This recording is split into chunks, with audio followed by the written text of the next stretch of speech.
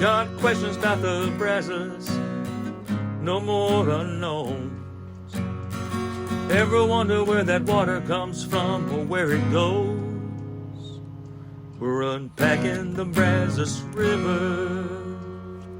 Consider this your official guide to Lake Day survival, or at least a guide on how to avoid a total ship show. Today, we're talking about how to find out if a boat ramp is even open, so we don't waste half a tank of gas to see a closed sign, and how to read buoys like a pro so you aren't, well, that person. We're also breaking down the specific rules that make Brazos River Authority reservoirs different from other Texas lakes. Whether this is your first time visiting lakes Possum Kingdom, Granbury, or Limestone, or you remember when burning CDs was the height of road trip tech, a refresher never hurts. So, grab your emotional support water bottle, double check your life jackets, and let's make sure the only thing sinking today is the sun.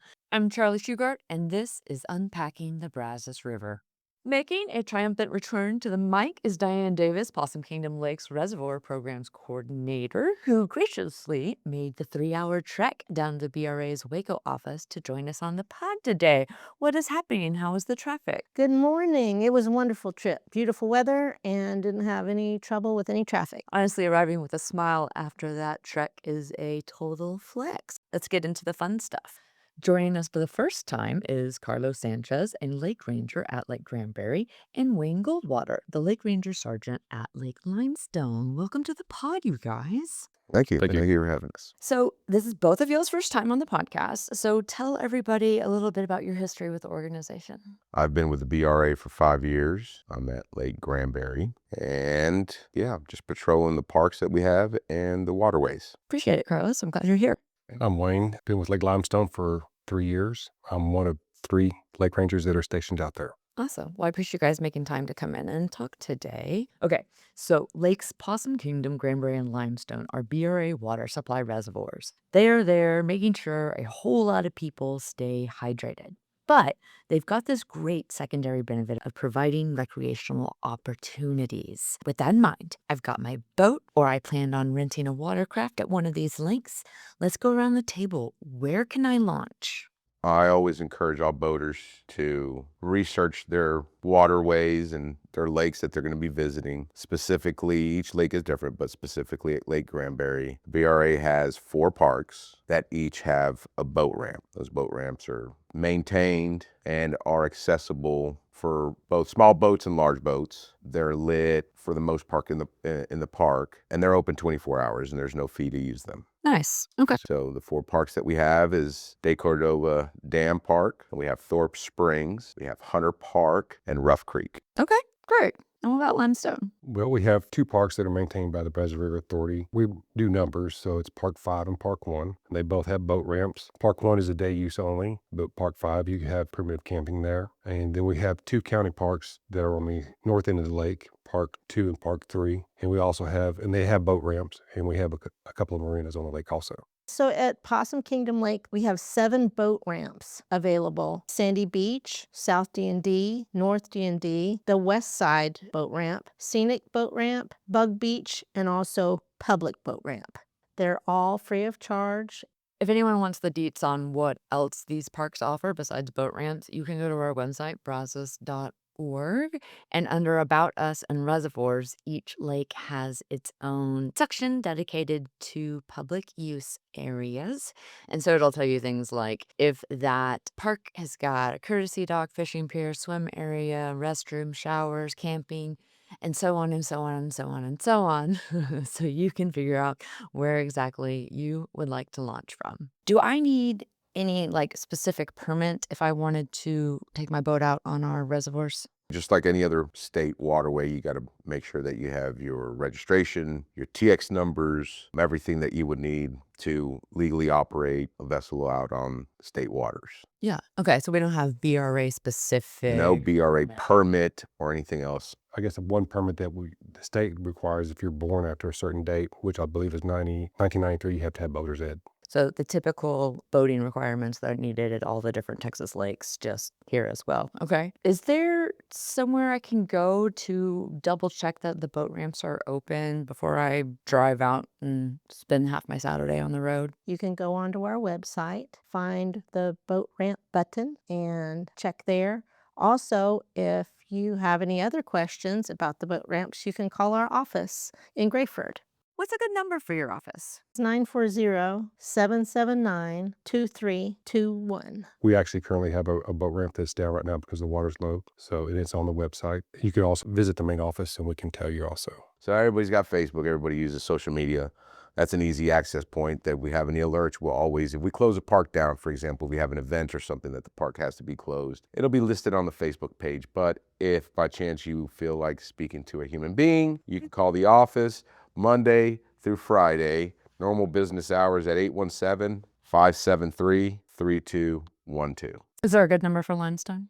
Yes, it's 903-529-2141. I'll put those numbers in the show notes. Don't go trying to jot this down while you're white-knuckling the steering wheel or fighting for your life on the elliptical. Awesome Possum, wink wink, Possum Kingdom Lake. On my own, I got it. So visitors have a lot of options when visiting the 3 reservoirs for the directionally challenged like yours truly. Are there maps available to locate these boat launches? You can find one on the BRA website or at our office at 301 Observation Point Road. Or if you see me, Diane Davis, around in our parks, or you can ask me and I will either get one for you or I'll show you how to find one online.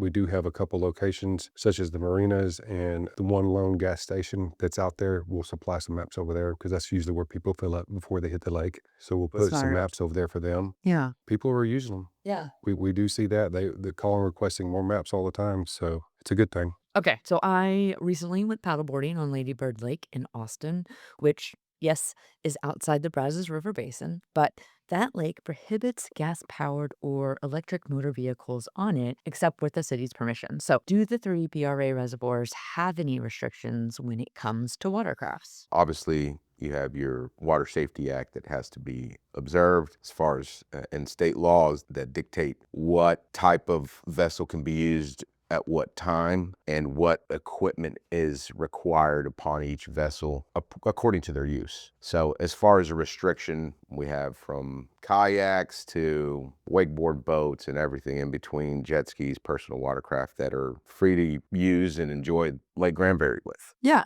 Obviously, we can't have yachts out there. Our lake is not big enough to have that, or Oh, that's any kind interesting. of submarines or anything like that. So but pretty much the standard watercraft, which is your jet skis or your kayaks, like Carlos was saying. If you're wondering if your boat is too big or too small for Possum Kingdom Lake, we don't have any size limits. Lake Granbury is divided or sectioned off essentially by bridges. So depending on the height of your vessel, you might have access where there's boat. You would be able to get into, launch and retrieve and use the lake in each section. Yeah.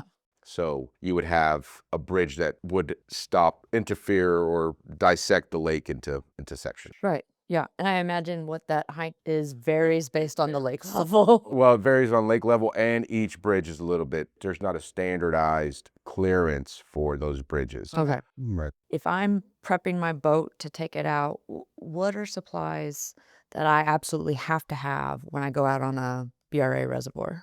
My first suggestion is a boat plug. A boat plug. Yes. Okay. Plug your boat before launching, right? Yeah, so your standard safety equipment that is required on the vessel that you're operating, depending on what you're operating. But in general, right, you're gonna have to have your throwable flotation device, a sound producing device, horn or a whistle. You gotta have a fire extinguisher, and then you gotta have your personal flotation devices. You gotta have your lanyard, if the boat was equipped with it. But What's the lanyard? a lanyard is an automatic engine stop that, in case the operator of the vessel gets ejected or separated from the helm, the boat will automatically shut itself off so the boat doesn't go propelling forward without an operator and potentially crash or cause an injury. Yeah, so we're not talking about a lanyard that you wear around your neck. So it just has to be attached to the driver, right? Some people wear it around their wrist, attach it to their life jacket, some way that it's anchored to the person in case they are separated from the helm. That clip will be removed from the auto stop and the engine will shut off. Okay. Interesting. Smart. Also called a kill switch. Yeah. When he touched on the life jackets, they just have to be Coast Guard approved and they have to be in good working order. What does it mean for a life jacket to be Coast Guard approved? It's approved by the Coast Guard, and it should have an emblem on the life jacket along with the Coast Guard approval number. There's lots of life jackets out there that aren't approved by the Coast Guard that you can get them off of whatever website, but just make sure that they're approved. That's state law that we got to have that. So, It's not a preference. It's actually something that's legally required. Right. Okay. and they have to fit the occupant too. If you've got an adult life jacket with 3 kids on board, they're not going to fit them. So you need to make sure that they're sized appropriately for each person on board. Yeah. Okay. Also, to add optional stuff would be, carry your cell phone with you. If you got a marine radio, have it on. You need your personal ID and you need your boater's ed.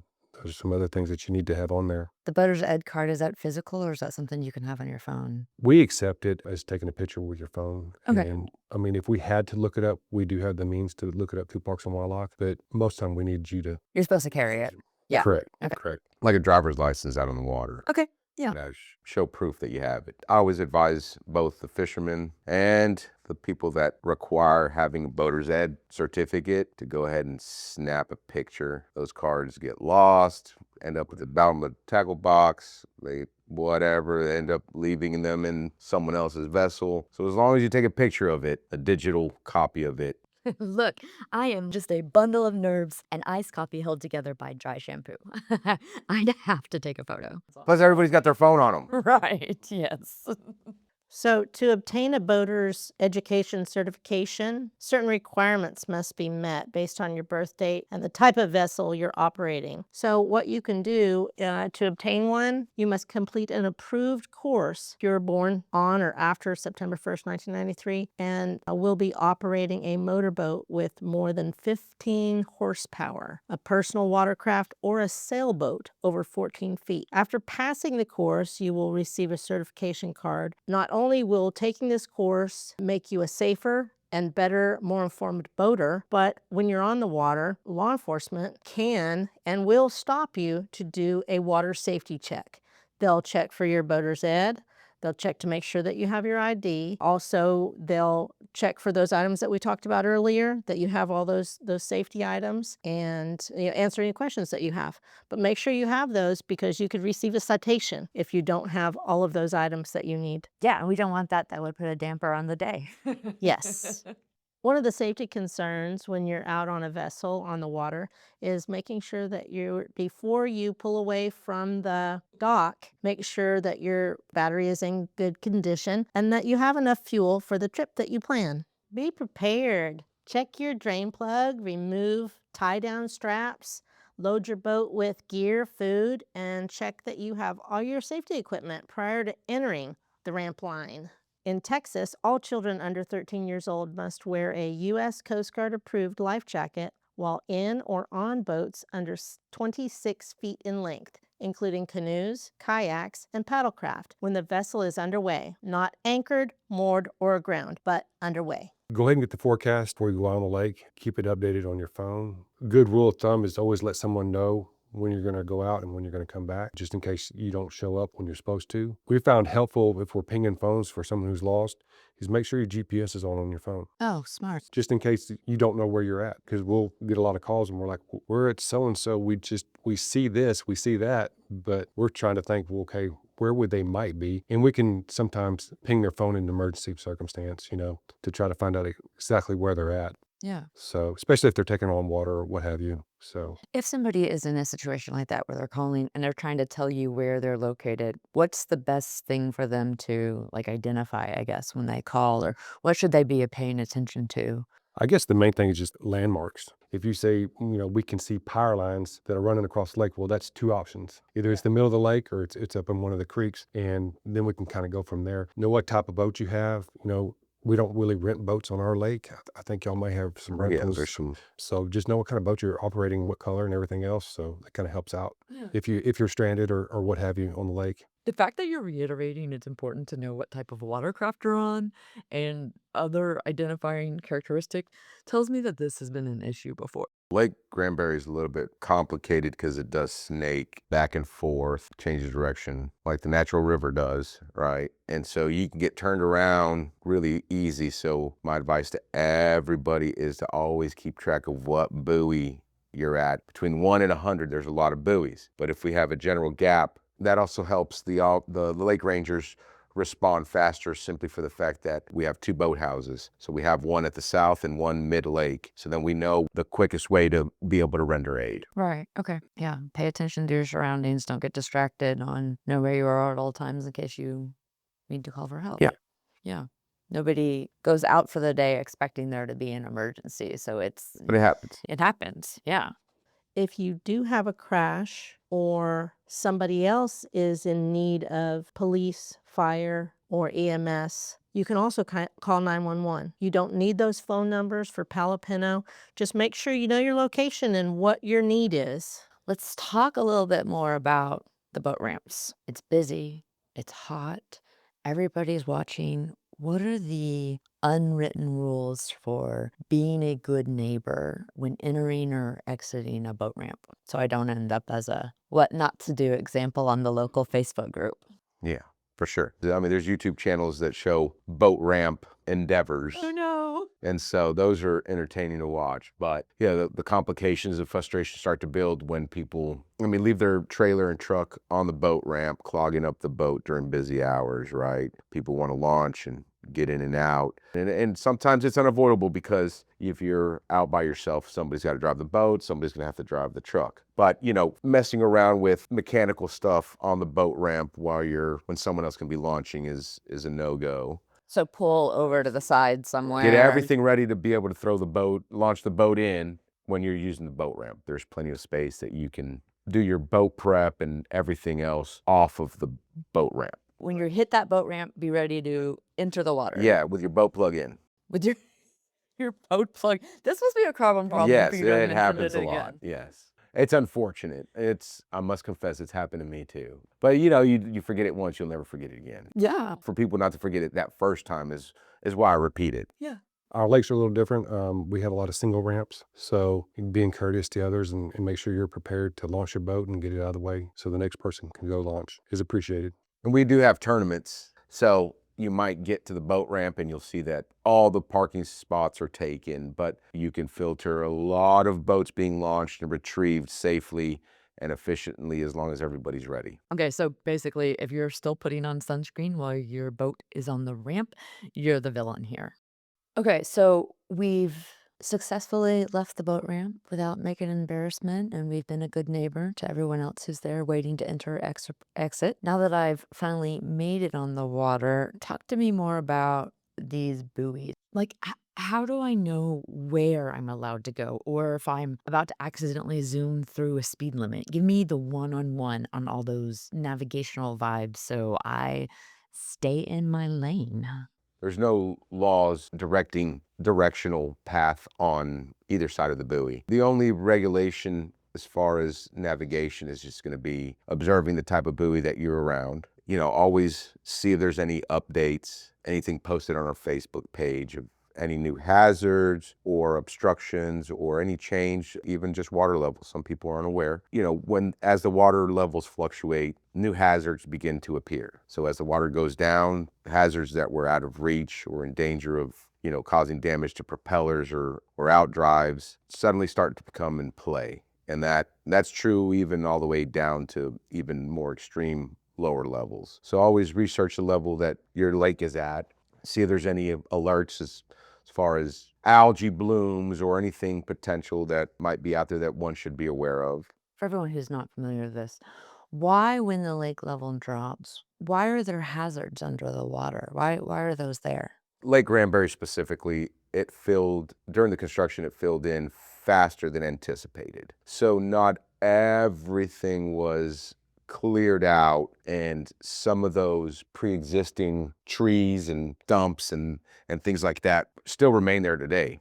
And it's a good thing because it creates good habitat for fish and fishing and good ecosystems for the wildlife in the water. Right. but it also poses a danger, even though the lake's been there for many, many, many, many years, and those hazards have always remained there. Right. Some of those over time they just get exposed as the water level drop. And so on our maps, we do have not detailed layout of all the hazards, but in generalities, we have stump fields and submerged forest marked on the map. Okay.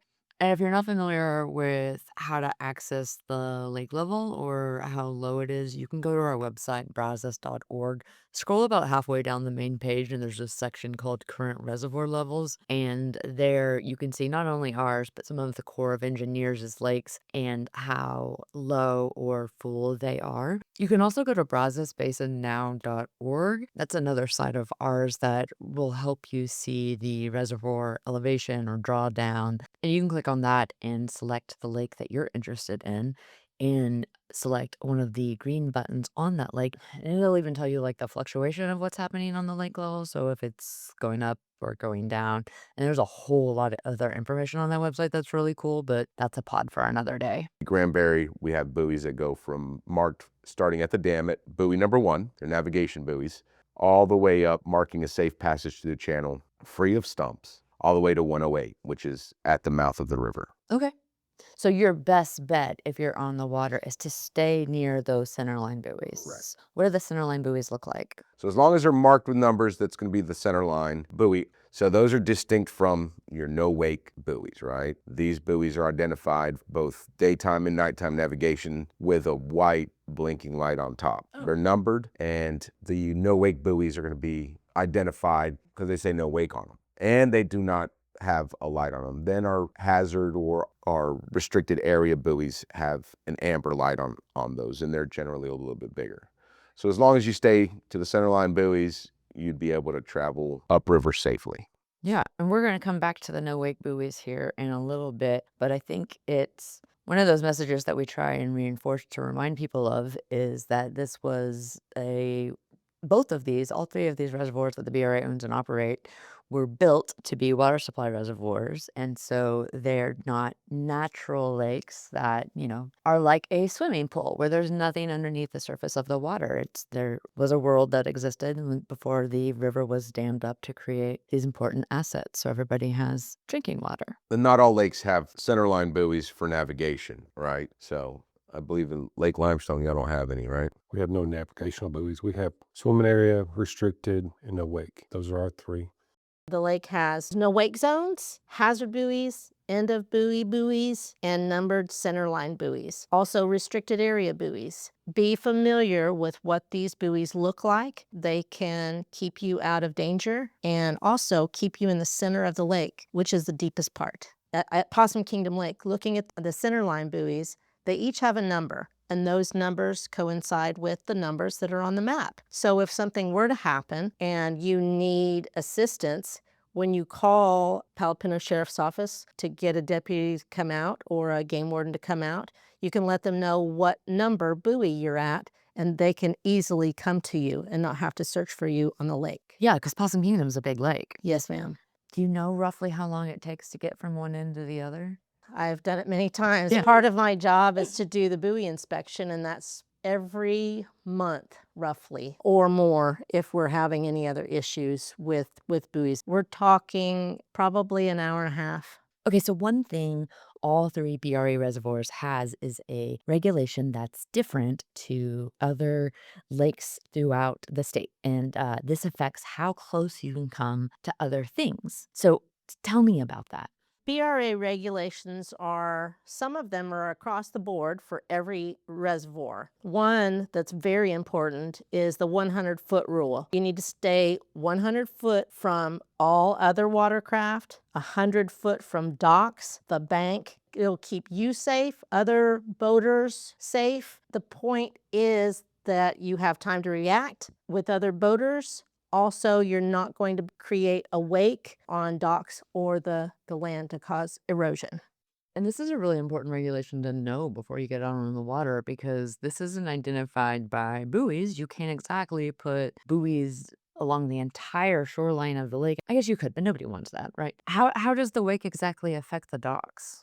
Well, when you make a wake, the water moves in a wave and will hit the dock, move the dock, and a constant wave of that could cause damage to a dock. Also will eventually cause damage to the land with erosion. The state law, I believe, is 50 feet, but the BRA increased that to keep everyone safer. So you can't be within 100 feet of another vessel, another skier, another swimmer, or an object or a structure in the water above headway speed.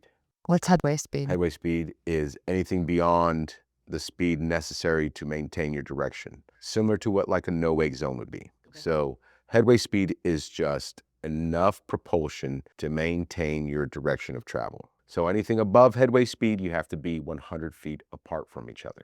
Okay. So up north in the lake, on Lake Granbury, some of these channels, there's not enough space for two boats to pass each other safely, so you have to come down to headway speed to pass each other due to the stump fields. And then you can go above headway speed once you've cleared the 100 feet. So you mentioned headway speed being the same as in the no-wake zones. So talk to me about the no-wake zones. What exactly are those? How should I be paying attention to those? Which means you have to be at idle speed, just enough to keep your boat moving forward without making a wake. And sometimes it's a big problem in the summertime. Got a lot of undereducated youth on jet skis that don't really see the no-wake zones, so we'll get out there and educate the public a little bit and try to keep everybody safe. That's our main goal there on Limestone, is to keep everybody safe and enjoy their time out there. Absolutely. And so the no-wake zones are indicated by buoy. Buoys, yes ma'am. What do those buoys look like? But it basically says no wake on it. Okay, yeah, so it's very clear. That's what that means. It may have a diamond or a circle. I can't remember what the no wakes are. They diamonds or circles? Diamonds, okay. And then we have restricted areas up by the dam, and those are, called a buoy line, and we've got them spaced apart to where everybody can see them. So it's very clear places where you're not supposed to take the boat. Right. Okay. So if I'm flying across the lake and I see a no-wake buoy, is the goal just to hit the brakes right when I hit the buoy? You got to be at headway speed by the time that you cross that buoy. Okay, thanks for clearing the wake on that one. Just here to amuse myself. It's fine. Use common sense too. If it's a busy day on a lake, you don't want to be out there going full throttle. You could get, I call it reckless driving or reckless boating. You just got to be careful of others. So What's the tea on alcohol? Can someone have a cold one while out on the water, or is that considered a dry zone? no, you can have alcohol on the boat and you can consume alcohol, but you have to be conscious that the heat and the sun and everything else can enhance that effect. So you really have to make an effort not to consume too much and just be conscious about what you're doing. And unfortunately, we're out there for everybody's safety. So if it comes across that you've had too much to drink, you could be arrested for boating while intoxicated. So Yeah, so BWI, boating while intoxicated, carries the same penalty as driving while intoxicated a vehicle on the road. No wide range of penalties, right? Inclusive losing your driver's license. Okay, so if I get a BWI while I'm out on the water, I could actually lose my driver's license for the roads too. Correct. So the same standard applies. it's a Class B through the state. So, but it could be enhanced too if you have children on board. It's the same. It's considered the same on the water as on land. Or by plane. Or a carnival ride. Yeah. What do you mean by a carnival ride? The carnival ride operator, if he's intoxicated, can be charged with. That's so interesting. Or even Tesla self-driving, right? I haven't explored that yet. If you've got it on auto drive, you're still in charge of the car. I need to know why you know the carnival rule. That's just part of the laws part that of- we learned. Oh, really? Yeah. Okay. Well, when you're doing the breath test, you can pick which one. Yeah. And so it's either flying, boating, driving, carnival ride. Okay. Going off on wanting to keep my karma levels in check, are there other things I can do on the water to be a good neighbor? Yeah, one of the biggest things that we battle with at night, like 4th of July, we have events, and there's a lot of people that come out to see fireworks shows or drone shows or parades or just out late at night. We're starting to see a bigger problem with boaters driving with their docking lights on at night. So your docking lights are almost like headlights, but are meant just specifically when you're docking. Okay. And so as you're driving, operating your vessel at night with oncoming traffic, you blind them and they can't see the water The light reflects off the water. It momentarily, just like you would high beams out on the road, it kind of just blinds them for a second while their eyes get acclimated after passing. But that little short gap can be a dangerous one if there's anything in front of that operator that's blinded. Makes sense. We enforce that, and then, use your anchor lights at night and use your navigation lights at night, and make sure that you follow time frames for jet skis to be off the water. What time frame is that? They have to be off the water by sunset. So they don't have any lights. The jet ski operator might see the other boats, but the other boats cannot see them. The number one thing is to enjoy the time and everybody make it home safely. To be courteous on the lake, just be aware of the music you're playing and other people that are surrounding you. Maybe they don't want to hear your music all the way across the lake. So just be courteous in situations like that, because everybody likes to have a good time and everybody wants to get home safe. Word. Noise travels long distances on the water. Yeah. Long distances. Even conversations can be heard from a distance further than you would want them to. That's actually a wild water fact that I was today years old when I learned. Okay, so treat the water like a shared neighborhood. If you wouldn't blast heavy metal and do donuts in your neighbor's driveway, don't do it in their cove. Okay, what about for everyone who is hoping to catch their next big one? Anybody over 16 has to have a fishing license, right? As far as the BRA, we don't regulate fishing as far as bag limits or species, right? The fishing regulations are all controlled by Parks and Wildlife. And you can buy a license online through TPWD. And that's Texas Parks and Wildlife Department for those who don't know. Yes. And at retailers or by phone. You Oh, can get that. neat. Okay, Yes. multiple options. Yes. Yeah, so if I'm familiar with fishing regulations on other lakes within the state, the same applies at the VRA reservoirs. So you mentioned the jet skis not having lights at night, not having lights at all for at night. Are there any other changes that are required or go into effect for boats if they're out after sunset? They just have to make sure that they have Coast Guard approved lighting, which is the red and green at the front and a white light at the back. I believe the white has to be seen for a distance of 2 miles. So you can't just have a flashlight taped to the back end of your boat, because it's safety for yourself and safety for others. Yeah. And the red and green, that's directional lights. So those are required by state also to have them, or by the Coast Guard and by the state of Texas, that after sunset, you need to have your lights on till after sunrise, then you can turn them off. And you really don't want any other color lights on a boat. Red and green and white. You can't have blue and stuff like that because it's not part of the Coast Guard approved lighting. Okay, so I can't deck the boat out with neon lights that change colors constantly while it's out there. A lot of boats are coming that way now. I think if you're anchored, you can have them on, but if your headway If speed, you're under, yeah.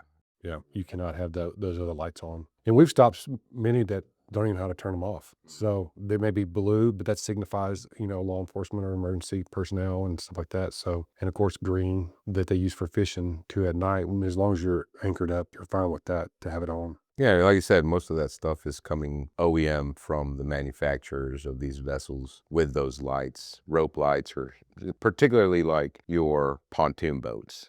Right. The Texas Water Safety Code is outlined in the Texas Parks and Wildlife Code, specifically in Chapter 31, which promotes recreational water safety and establishes regulations for vessels on public waters. This chapter includes provisions for safety equipment, vessel numbering, and responsibilities of watercraft operators to ensure safety in recreational water activities. Perfect. And you can find that online so you don't have to feel like you have to memorize everything. Get on there and find what relates to you, pertains to your trips, and what you're going to be doing before you head out. Absolutely, yes, ma'am. Cool. If you have any questions about the safety equipment that you have, say you followed the rules, you have each item from what it says in the Water Safety Code, but you have a question to if it's the exact right item, you can always contact our office. I can help you. Also, lake rangers at other offices can help you. Palo Pinto Sheriff's Office have lake officers, and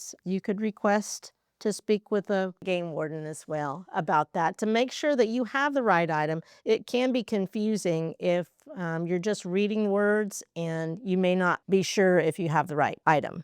Well, our listeners heard in our very first episode about some of the problems caused by invasive species. Is there anything I can do as a boater to help prevent the spread of them when I'm visiting these lakes? Lake Granbury, we don't have any zebra mussels, and we like to keep it that way. So Yeah. we do inspect vessels for zebra mussels. right, and holes. The best thing one can do is make sure that they empty out their bilge pumps every time they go to their reservoirs, right? Once you pull your boat out, you empty your bilge out. Whatever water you have in that bilge came from that lake, so it returns back there and you don't transfer that stuff onto another lake. Just as a conscious outdoors boater, right, and appreciating nature and wildlife in the state of Texas, one should always inspect their bilges and their ropes and other things like that associated with their boats to ensure that they don't see any zebra mussels or anything else like that, and then have it treated if they do. Yeah. Okay. And that's what we're worried about. I mean, the zebra mussels are spreading, and when you have hosting all these tournaments and they're fishing these lakes all over the state and sometimes all over the nation, as long as they're practicing good techniques, maybe we can keep the zebra mussels down at least the BRA lakes. I don't know about the other lakes, who's been infected and who hasn't. Yeah.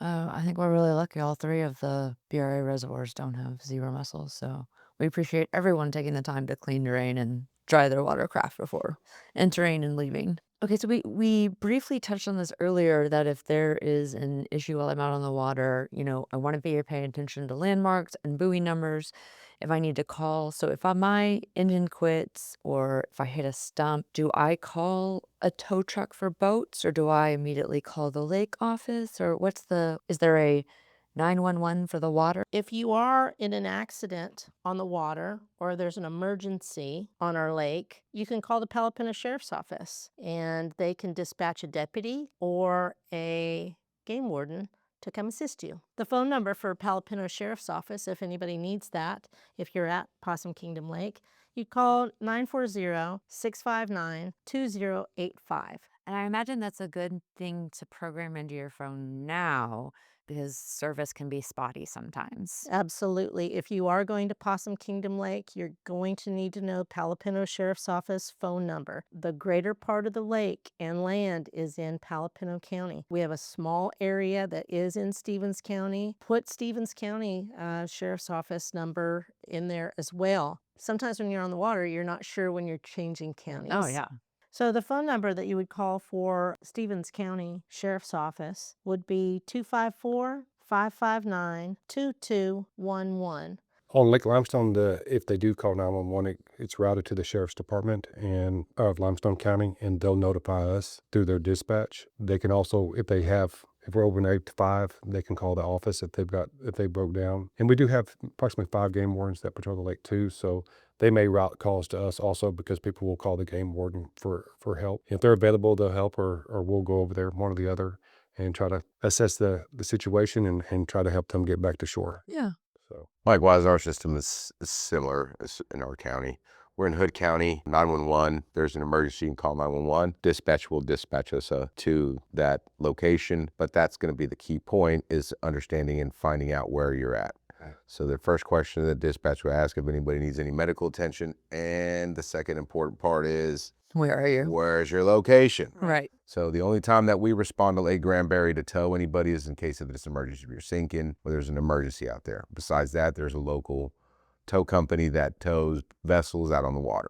Limestone doesn't have a tow company out there in the area because we're a little bit more remote than Granbury. So as a courteous, if they're out of gas, we'll get them back to the nearest boat ramp. If there's an extraction we can't get to, then they'll have to call a tow company from, I think the last one came from Austin. So, I mean, it took a while for it to get there, but we finally got the boat off the lake. Yeah. So, And likewise, if we have to tow somebody on Lake Granbury, it's a long stretch from buoy 108 to buoy number 1. So depending on where you launched, our rule of thumb is we just take you to the closest, safest boat ramp.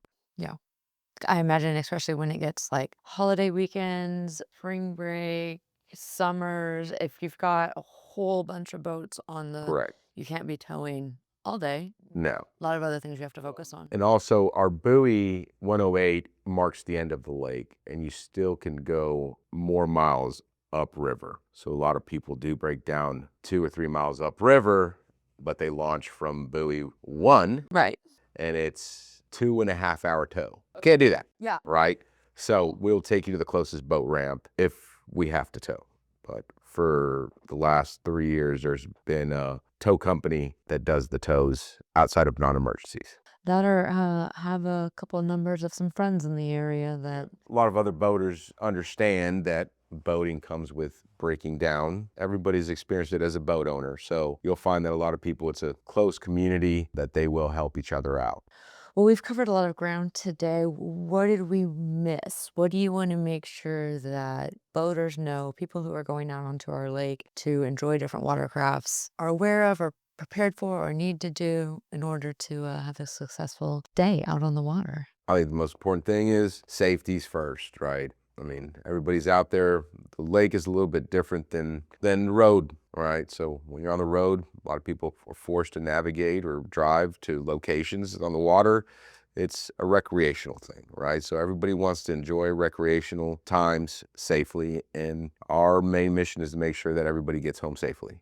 So, common sense, safety, and just being considerate to other people in that same reservoir, same lake.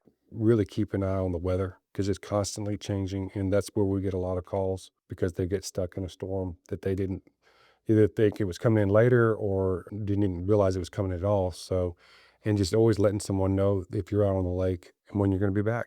So in case that we do get a call, we kind of can track you down if you're out there on the lake somewhere. Absolutely. Okay. So if you have time after boating and you'd like to continue your recreation, we also have over 19 miles of hike and bike trails throughout the peninsula, and that would be off of Farm to Market 2951. Each trailhead is marked with the location. Also, there's a map, a large map that is mounted close to the trailhead that will assist you. And if you need hike and bike trail maps, you can find one online at a BRA website. Also contact me or come to our office at 301 Observation Point Road. And as you mentioned, the service isn't super great, so get that map before heading out. Yes, Yeah. long before. Long before, yeah. We didn't mention this, but if you want to email information at brazos.org and give us your mailing address, we're happy to send maps for free to anyone that needs anything.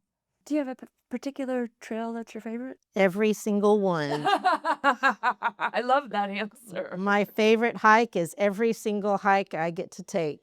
All right. Well, Diane, Wayne, Carlos, I'm honestly so stoked you guys made the trek to Waco, oh my God, down to BRA's Waco office. I know you guys are busy at the lakes, but coming down here to drop some knowledge to help me and, well, all of us not look like total shipwrecks out there is just a big win. So, Enjoyed it. Yeah, it was fun.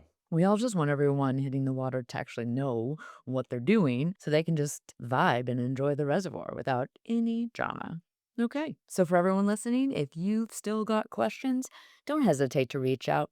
You can email us at information@brazos.org. We'll get you hooked up with all the details. And if you have a topic you'd like us to cover on the podcast about water conservation, wastewater treatment, our reservoirs, water supply, just drop a line. We'd love to hear from you. So thanks for joining us on Unpacking the Brazos River. And just remember, if you see me at the boat ramp struggling with my trailer, no, you didn't. Just keep walking.